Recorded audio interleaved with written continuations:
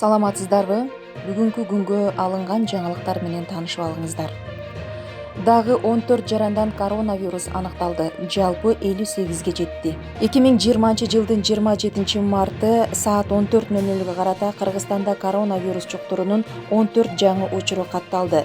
Жалал Абадда жана Ошто 7 учурдан. Бул тууралуу бүгүнкү брифинг учурунда Саламаттыкты сактоо министрлигинин Коомдук саламаттыкты сактоо башкармалыгынын башчысы Айнура Акматова билдирди.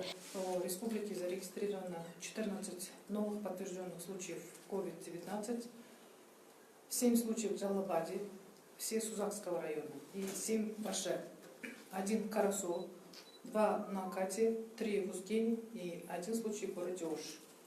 10 женщин и 4 мужчин, у которых подтверждена коронавирусная инфекция. Бүгүнкү күндө өлкө боюнча коронавирустун жуктурган 58 учур аныкталган. Алардын ичинен Жалал Абад облусунда 27, Ош облусунда 26, Бишкек шаарында 4. Жаңы катталгандардын 5-өсү Умрадан келген, калганы мурда коронавирус аныкталгандар менен контактта болушкан. Өзбекстанда коронавирус жуктурган аял көз жумду. Өзбекстанда коронавирус жуктуруп алган улгайган аял көз жумду. Бул тууралуу республиканын Саламаттыкты сактоо министрлигинен кабарлашты. Коронавирус менен ооруган бейтап инфаркт миокардынан көз жумган. 72 жаштагы жаран ооруканага 26 март күнү түшкөн. Ошол эле күнү саат 23:00 лабораториянын анализдери анын коронавирус жуктуруп алганын көрсөткөн. Ал бейтап коронавирусту 12 мартта Туркиядан кайтып барган кызынан жуктурган. Анын кызы карантинге алынган. Маркум көп жылдан бери диабет жана жүрөк оорусунан жабыркап келген.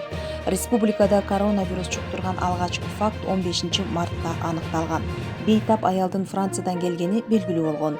27 мартка карата оору жуктургандардын саны 83гө жетти. Ал эми 28 миңден ашык адам карантинге алынса, 18 миң киши үй карантининде.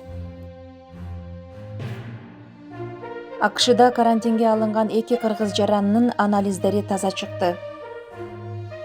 АКШда коронавируска байланыштуу карантинге алынган 2 кыргыз жаранынын анализи таза чыгып, үйлөрүнө кое берилди. Бул тууралуу 27 мартта Кыргызстандын АКШ жана Канададагы элчилиги кабарлады. Бир нече жолу өткөрүлгөн тесттин натыйжасында карантиндик борбордун медицина кызматкерлери кыргыз жарандарында коронавирус инфекциясы жоктугун тастыктаганы айтылды.